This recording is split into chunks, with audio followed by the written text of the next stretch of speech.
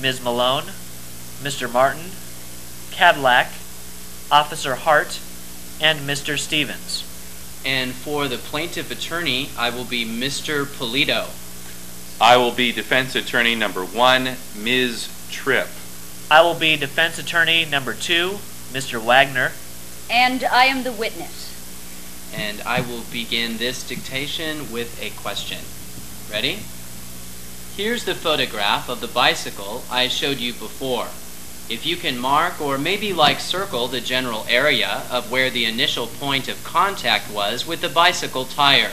As long as we have an agreement, that could be anywhere within the 360 degrees. Yes, that's fine. Okay. You have drawn the arrow. The tip of the arrow, or point of the arrow, is pointing to the general area, correct? Correct. That will be Plaintiff's Exhibit 3. Here is your deposition, and here is your file there. Let me see those, please. These? Yes, thank you. And you have already told me how you determined those initial points of contact, correct? Correct. What physical evidence was used to determine those points of contact? What physical evidence did I examine? Is that what you are asking? Or did you rely on or used? Well, I relied on the officer's report, the deposition testimony of the officer, as well as Ms. Malone and Mr. Martin. What physical evidence did you examine? The photographs of the laser photographs of the bicycle. Okay, anything else? No. You would include the physical examination of the scene by Mr. Martin, no? What he personally relied on. You didn't ask him what he relied on, you asked him what he looked at. What he personally examined, yes. Okay. We are still talking about what he relied on. In determining the points of impact between the vehicles? No, we were talking about what you personally examined, and you examined the photos of the bike.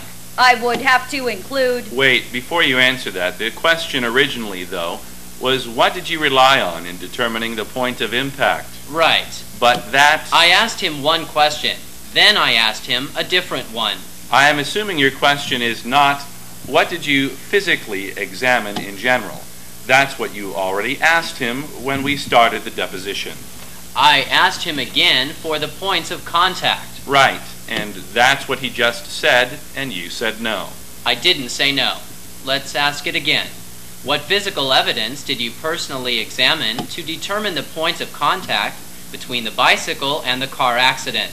Well, that would have to include the measurements of the highway, the photographs of the highway, the collision site, and the angle of pre-impact dynamics of the bicycle and the car, and the photographs that are laser prints included in the discovery file. Okay. You mentioned also, as far as what information you relied on in determining those points of contact that you designated in the exhibits. You mentioned depositions of the plaintiff and the defendant, correct? Correct. What testimony of the defendant did you rely on to determine the point of contact? Well, in his deposition testimony, he stated that he had turned slightly to the left, applied his brakes, and was, he thought, at a complete stop when he was hit, and that he was partially in the number 1 lane. Okay. Do you remember some testimony about how he said the plaintiff came over at a 30-degree angle? Yes. Did you rely on that at all? No, I discarded that. Why was that? Because that's too sharp an angle for her to have come over at from the bicycle lane to the impact. That would have left about, I think, that would be roughly 40 feet from the bicycle lane in a straight line to the point of impact at approximately 30 degrees, cross the roadway to the Cadillac, and that would have taken her only a little over a second, and that would not have left time for perception reaction and braking. So you discarded that? Yes, I did. That's not part of your opinion, correct? That's correct. Did the right front bumper of the car first make contact with the bike? No. What part of the car first made contact with the bike? The parts you have already examined, right? The bike made contact with the car. How do you know the left front bumper didn't make contact with the bike? The left front bumper of the car, the Cadillac. How do you know that first didn't make contact with the bike? Then the bike would have been out here in the middle median somewheres if the left bumper hit it. How do you know it wasn't? Because the testimony has been the bicycle was left in the number 1 lane. Whose testimony was that? That was Mr. Martin and I think Officer Hart. Let's assume it was.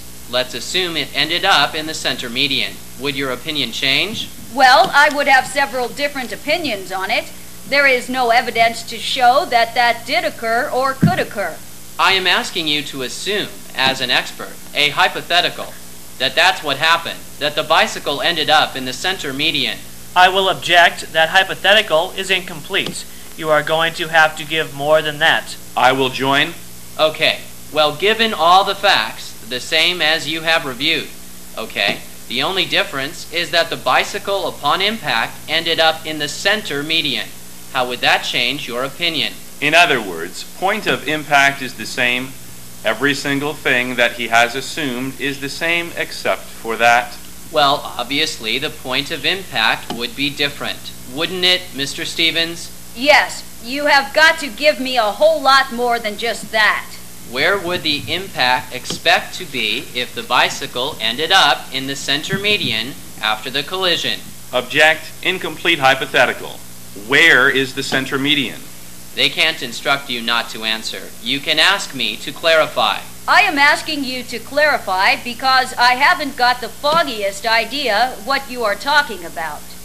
It is your assumption, based on what materials you have been provided with, Yes. that the bike ended up, in other words, its point of rest was in the number 1 lane. Correct. I am asking you to assume that its point of rest was in the center median, in the center dirt median, instead of in the number 1 lane. How would that change your opinion? Objection. Incomplete hypothetical. And you disregard the fact there were smudge marks on the right front fender of the car and the mirror was damaged?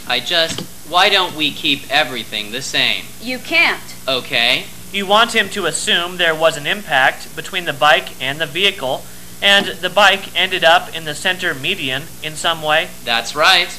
Can you? Which is maybe what happened. Well, I can't see how you can get that kind of result from the facts we know. How would that happen? Objection. Incomplete hypothetical. Well, if the bicycle was in the median to begin with, to get hit and be in the center median, I don't know what you are really asking because it doesn't fit any of these situations. I am asking something very simple. Maybe the answer is hard to come up with. I am saying that the point of rest of the bicycle was not the number 1 lane. It was in the center median. If you give me a hypothetical and enough information to go on, and we have a bicycle in the center median, and we have damage on the left front of the car... Well, we don't know if there is or not on the left front of the car. We do know there is some on the right side. We don't know necessarily, do we? That's from the bicycle, do we? That's the only damage there was. We certainly can assume that. You have been asked to assume that. I am just asking you to assume that the bicyclist's point of rest was the center median after the impact. Can you explain how that could occur? Same objection. Incomplete hypothetical. You are going to allow him to speculate about anything he wants to speculate about, to consider how this accident might have occurred if the bicycle came to rest somewhere in the median? I have let you ask these questions. You can ask the questions. It is not attorney-client privilege. Your own client immediately before impact said she looked over her left shoulder and saw the right side of the car behind her. She didn't. She did too. She said she saw nothing behind her. She said she saw the car. By the way, my own client is brain damaged. Okay? Okay? As to this witness, So her testimony doesn't matter. Before he can answer your question intelligibly, he is going to have to assume certain elements, and you have got to give him more than that. Then he can just answer it, and we will go on from there. I am asking him just to assume a change in one of the facts that he based his opinions on, that the point of rest of the bicycle was not lane number 1. It was the center median. I am asking him whether he can explain how that could occur.